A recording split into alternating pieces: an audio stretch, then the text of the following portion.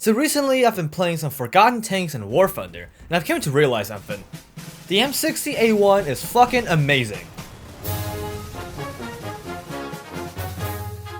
So, like I said in the intro, I've been taking a look at some older War Thunder vehicles that most people has forgotten in exchange for the fancier MBTs like the Abrams, Leopard, and the Russian T-Series MBTs. And one of these tanks is the M60A1 AOS. This is by far one of the least played vehicles in War Thunder, from what I've seen of course. After all, the end of the line doesn't even give you anything that is competitive for the meta of War Thunder. The M60A1 AOS is a direct upgrade to the M48 and early M60 series of tanks, featuring a strong 105mm and a stabilizer, something not very many tanks have at the battle rating of 8.0. The armor of this thing is far from top of the line as it is still just rolled homogeneous armor. And around the 8.0 BR range, you're facing enemies who can fire heat projectiles which pretty much negate any protection you have. But don't let that discourage you, as in a down tier, the M60A1 could be an absolute beast with what I have mentioned above. With all that in mind, you may be asking yourself, how do I play this thing in this day and age of War Thunder? If that's the case, then you've came to the right place.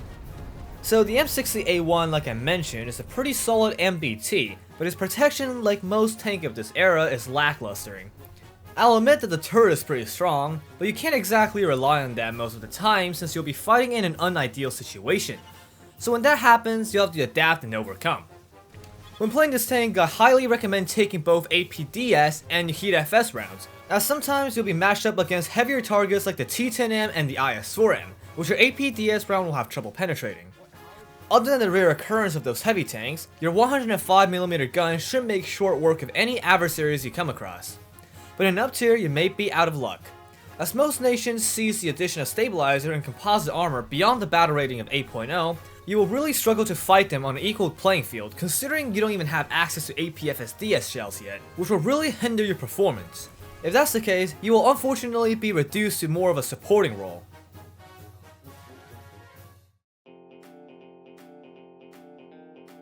So I've briefly gone over ammo usage in the previous segment, but let's take a deeper dive into that. The question you may be asking is, which ammo should I use? And to be honest, there really isn't a quote-unquote best ammo for the M60A1, and that goes for all the tanks in War Thunder. There's only ammo that will perform better in certain situations. So let's take the APDS rounds for example.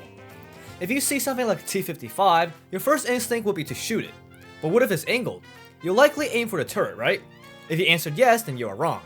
You may get a crew member or two, likely either the gunner, commander, or the loader, which will force you to load a second shot to finish it off, which takes time and leave you exposed to other enemy tanks. So what do you do in that situation? Use Heat FS.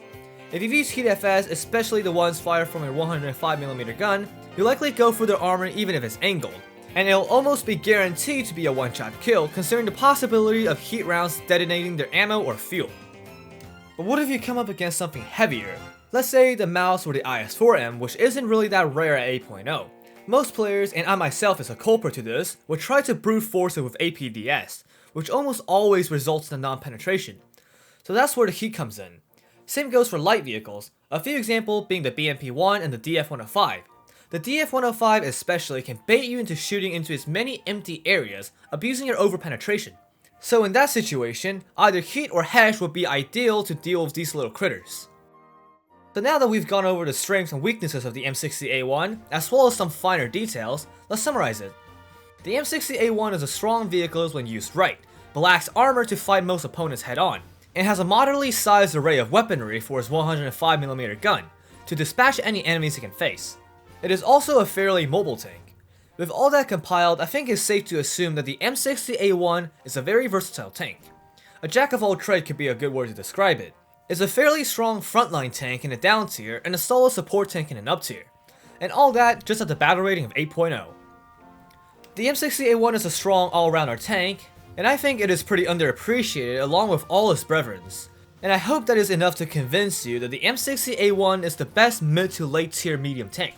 Of course, you'll have your own opinions on the subject, so feel free to let me know what your favorite 8.0 tank is in the comments.